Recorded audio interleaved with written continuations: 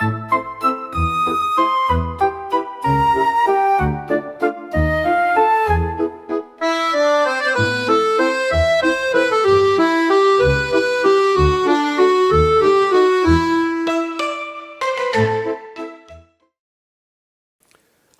my name's Peter Evans. I'm a photographer and photography tutor, and I've been running photography workshops in southwest France since 2005.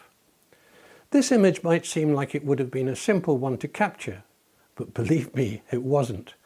Today I'm going to talk to you about the numerous challenges I faced when capturing it and the 5 photography techniques I used to overcome them. However, this video is a little different because before you get to see what I did, I'd like you to imagine that it's you who needs to take the photograph, and I'd like you to think about how you might deal with the challenges the shoot presents. So, let me take you now to the location and let's take a good look at what you're going to have to deal with, shall we? We're in the beautiful city of Bordeaux, and this is a bird's eye view of your shooting location. The actual shoot will take place here. The location is called the miroir d'eau, or water mirror, and it's an area of around 37,000 square feet made from a large number of totally smooth granite slabs which are covered with water to a depth of up to an inch for 12 hours each day. It's the most photographed location in the city. Now, here's your brief. It'll be just you and your model. No assistants, no crew, no MUAs, just the two of you. You need to shoot the image at night with the sky completely dark. You want your model to wear an elegant evening dress and position herself on those granite slabs because every 15 minutes the water level slowly falls to just a few millimeters, so creating an enormous, perfect and stunning mirror. The buildings in your background need to be as sharp as your model, and they'll be awash with incandescent lighting. This yellow gold lighting is vital to your shot, but you have a deadline because it switches off automatically around 10 p.m. Between your model and that background, you'll have a ruck of people. Behind the people, you'll have traffic moving along a 4-lane road. Behind that, there's a double-track tramway. And in the square beyond, you have yet more people. You don't want any of those people or vehicles or trams to appear in the photograph. The money shot is simply your model posed against the brightly lit buildings, with the buildings perfectly reflected in the water mirror. Connecting the water mirror to the square are 2 pedestrian crossings. The crossings have stop-go lights to control traffic, and these are operated on demand by pedestrians. A little way down the road to your right, there is a blue-rich LED floodlight perched on top of a 65-foot pole. The floodlight points in the general direction of your model. There'll be no ambient light on the front of your model, so you need to light her yourself. And finally, the shooting position has to be precisely perpendicular to the center line of the buildings in order to achieve a composition with perfect symmetry, with your model's body blocking out the fountain and the center building. However, that precise spot is a much coveted one, and so at the time you need to shoot, that centerline area is going to be absolutely crowded with other photographers. You're going to be under time pressure because not only do you have a 10 p.m. deadline, but the miroir d'eau operates through 3 phases over a 15-minute period, only one of which creates the water mirror. And the perfect period of that phase lasts no more than 3 minutes. So if you mess up your shot, you'll have to wait at least 15 minutes before you get another chance. Okay then, how do you think you'd deal with those challenges?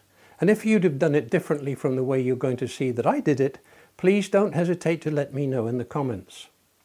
Incidentally, this video is here because a number of my workshop guests have seen the image hanging on my studio wall, asked me how I shot it, and then after hearing the story behind it said, "Whoa Pete, you really should post that story on YouTube." So, although this is primarily a tutorial because I'm going to explain how I tackled those challenges, I'll also be giving you a bit of a backstory, which explains how I came up with the idea for the project, how it nearly didn't happen, and why that key photograph was so important when it did. And, in the course of that, you'll get a quick introduction to Bordeaux, whose beautiful 18th century city centre was used as a model for the reconstruction of central Paris some 100 years later. If you're surprised and interested by that last statement, by the way, I've added a separate bonus section right at the end of the video which explains it. If you're short of time and want to skip the backstory, you can fast forward to the details of how I tackled the shoot by jumping to this timestamp.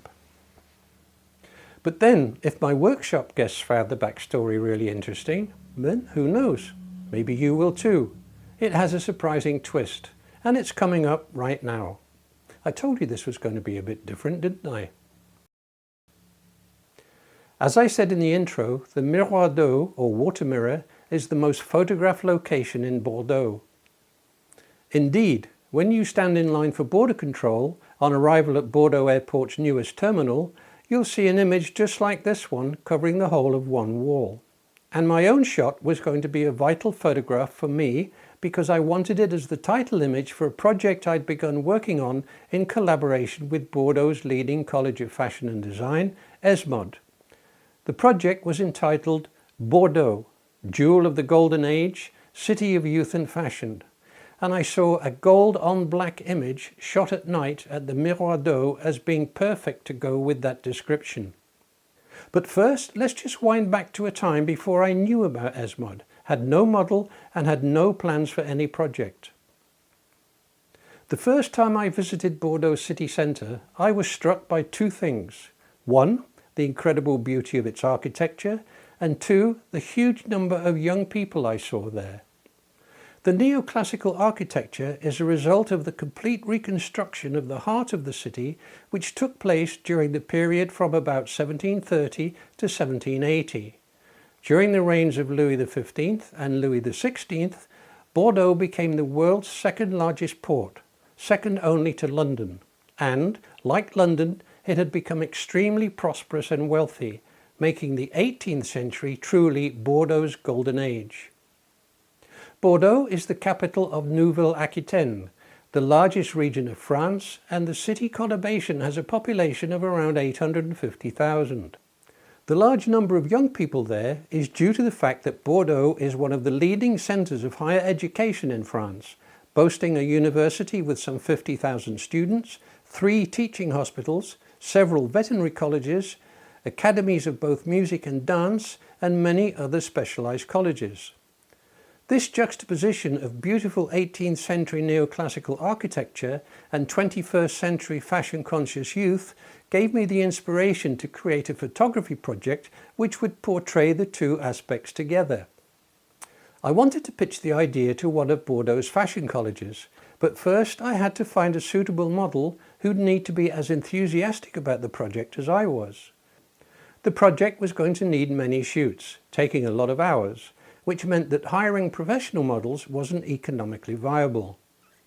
Instead, I placed a number of ads in some Bordeaux-based newspapers and magazines looking for a suitable, talented amateur with extremely flexible availability.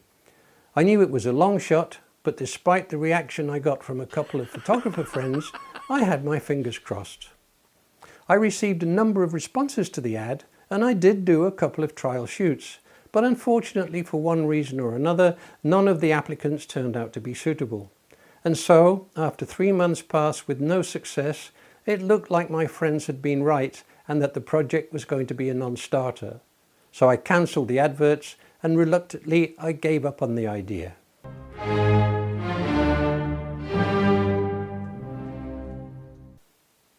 But then, 3 months after that, and completely out of the blue, I received an email from a girl called Lise Marie, who just returned to the area after spending 2 years in Australia. Quite by chance, she'd just caught sight of my ad in a magazine that her mother was about to throw away. "It would be an honour to work with you," she wrote, "even if this particular project is now finished." I was blown away by the email and the photos she sent me, and when I discovered that she had a law degree, was fluent in French, English, Spanish and Basque, was passionate about fashion and had no commitments that would get in the way of the project, I just could not believe my luck. A week later, she and I spent an afternoon test shooting in the city, We had a lot of fun and discovered an amazing mutual rapport. It was as if we'd been working together for years.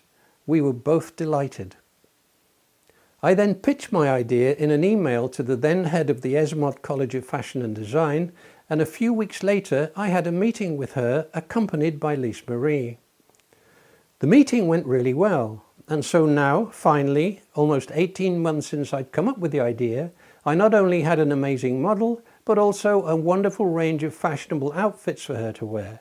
The project was now most definitely on, and it was time to start shooting. And that brings us back to this, the most important image of the whole project. So how did I tackle that? Well, firstly, I applied the rule of the 5 Ps. Perfect planning prevents poor performance. For the sky to be completely dark before that 10 p.m. deadline, I guess that we would probably need to shoot the image sometime in mid to late October. To help find the best night, I used the photographer's ephemeris to give me a sunset time and a moon phase prediction for that period, and based on that, Lise and I agreed we would take the photo on the night of October 23rd, weather permitting. I've placed a link to the photographer's ephemeris in the description. It's available in both desktop and mobile versions. As the 23rd approached, I was checking the weather forecast twice a day. I knew we had a very narrow window in which to get the shot because the water mirror was going to shut down for the winter just 7 days later. But luckily, on the planned night, the weather was absolutely perfect. Lise and I arrived at the location really early, around 5 p.m, together with Lise's huge suitcase and a trolley loaded with my gear, a picnic hamper and a couple of camping chairs. It was incredibly warm for the time of year, almost like midsummer. So we took advantage of the lovely balmy evening and passed the time shooting some fun swimwear images, gradually moving ourselves and our gear closer and closer to our desired spot as we shot, just waiting for the opportunity to stake a permanent claim on that one essential camera position. We even enlisted the help of some of the other photographers who had already begun to congregate, distracting them by inviting them to take my place and shoot their own images of Lise Marie, whilst I looked for a moment when I could move my gear into position. When the opportunity came, I set up the tripod and 2 lighting stands exactly where I needed them to be, and then sealed off our area with red and white plastic tape stretched around the chairs and lighting stands as if it was some sort of crime scene on CSI. I hung several notices to tell people why we'd done that, but of course I offered the space to any other photographer who was desperate to shoot briefly from that precise spot in the period before I needed to, provided they didn't touch or move my gear, of course. We met some really nice people from all over the world, engaged in some great conversations, experienced no hassle at all, and as time wore on, we began to attract a large expectant audience. So I could now tick getting the correct camera position off my list. The next thing to be dealt with was that cluttered background. To make sure we had as few people and vehicles behind her as possible, I'd explained to Lise that I was going to use a 10-second exposure, just as we'd done in this test shot back in the summer. During that particular test, we'd established that the longest she could reliably remain stock still was indeed a maximum of 10 seconds. As you can see, 12 seconds was just a step too far. Using the long exposure time means that people moving around in the background won't be recorded by the camera, or at least they'll become so blurred as to not matter. I used the same 10-second exposure technique to get rid of people in this image I shot inside Salisbury Cathedral in England. And although this photo was shot at just 1 second, you can see how people moving through the shot are so blurred that they're already becoming partially transparent. Okay, now I had 2 things checked off my list. My key image was captured full frame at 18mm with the camera mounted on a hefty Manfrotto tripod. Because I needed sharpness right from the model through to the buildings in the background, I used an aperture of f/16 and, with the 10-second exposure, that gave me an ISO of 100. As always, I shot the image in RAW using auto white balance. So that was 3 things checked off the list. Next came the issue of the lighting. As I said when I detailed the challenges earlier, the facades of the buildings in the background were awash with incandescent lighting. This has a colour temperature of around 3200 Kelvin. There wouldn't be any ambient light falling on the front of the model, therefore to light her I used two Nikon SB900 speedlights, each mounted on a stand on either side of the camera and pointing at about 45 degrees to the model, with the left light set to 2/3 the intensity of the right. The problem with that was that flash has a colour temperature of about 5500 Kelvin, a complete mismatch with that background lighting. So, to deal with that, I covered each speedlight with the orange gels that Nikon included with the speedlights when I bought them. This brought the flash colour temperature down from 5500 to 3200 Kelvin, so matching exactly the lights on the buildings. I set the camera flash sync to rear curtain so that the speedlights would fire at the end of the exposure. That way, in the event that any vehicles did pass by in the background, their light trails would look natural. The one remaining lighting problem was that 65-foot pole with the floodlight on top. Blue-rich LED floodlights have a colour temperature somewhere between 5000 and 6000 Kelvin.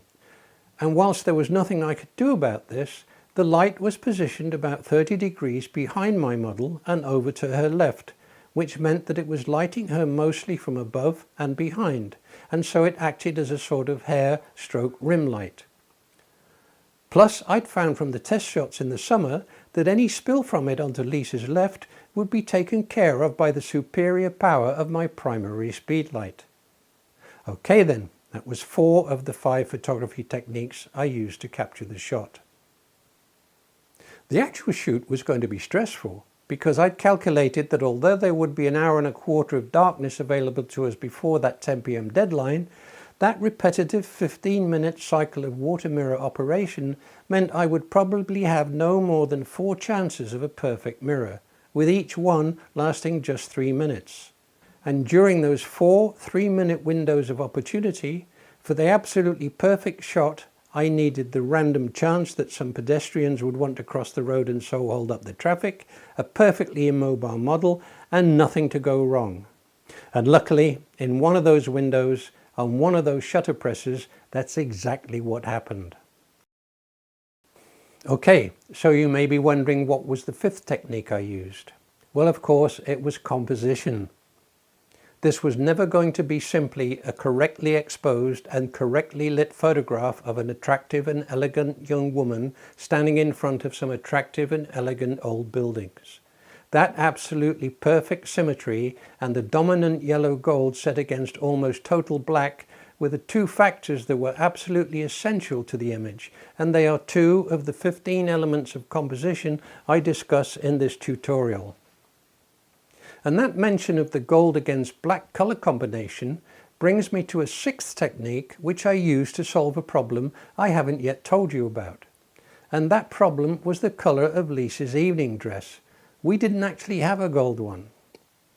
In fact, we only had 3 evening dress options: the white one, which I'd used in the summer, this black one, and this muted paisley pattern one. I wasn't too keen on the design of the white one. The black one wasn't suitable because we were shooting at night, and the paisley one, whilst elegant, lacked the punch I needed. But then came the light bulb moment.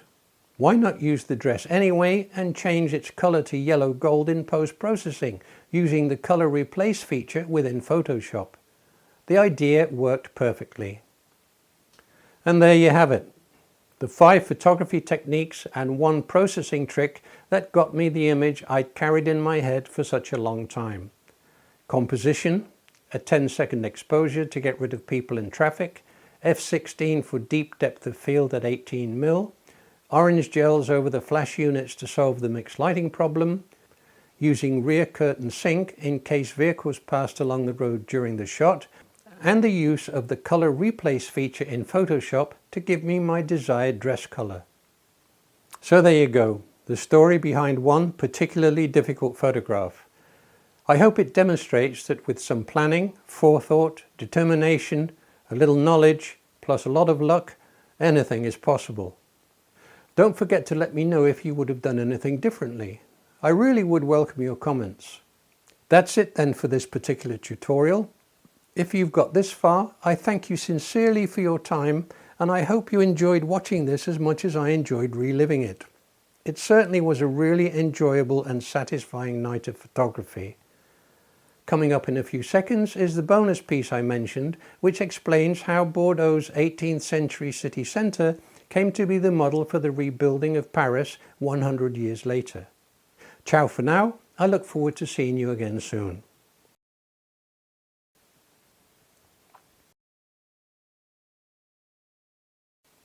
Over the last 20 years, hundreds of people have attended our art workshops here, many of whom have been Francophiles.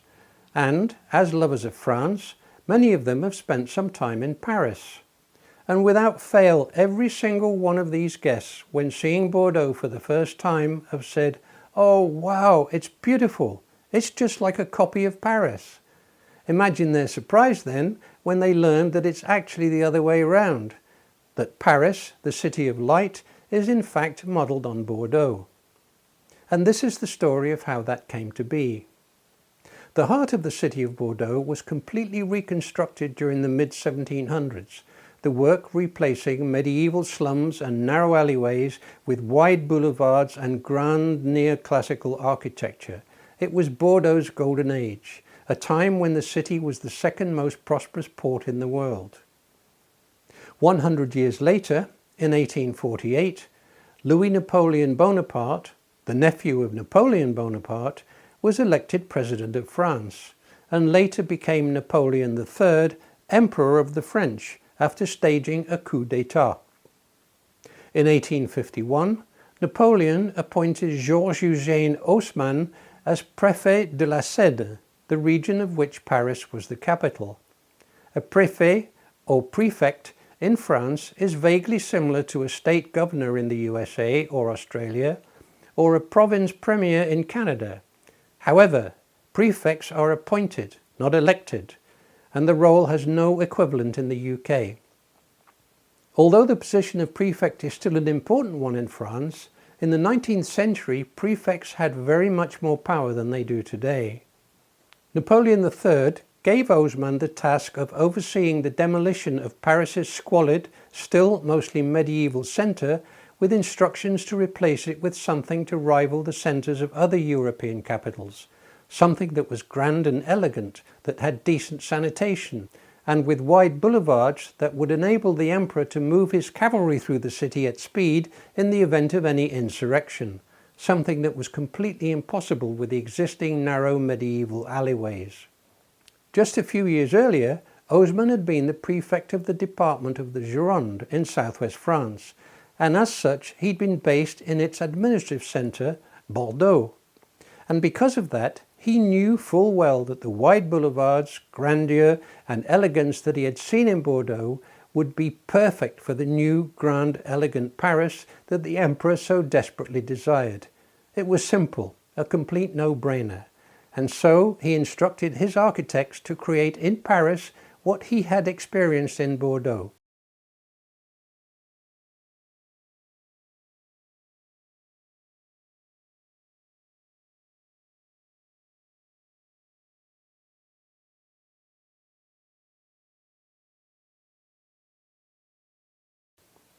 Et voilà, that's how 18th century Bordeaux became the inspiration and model for 19th century Paris.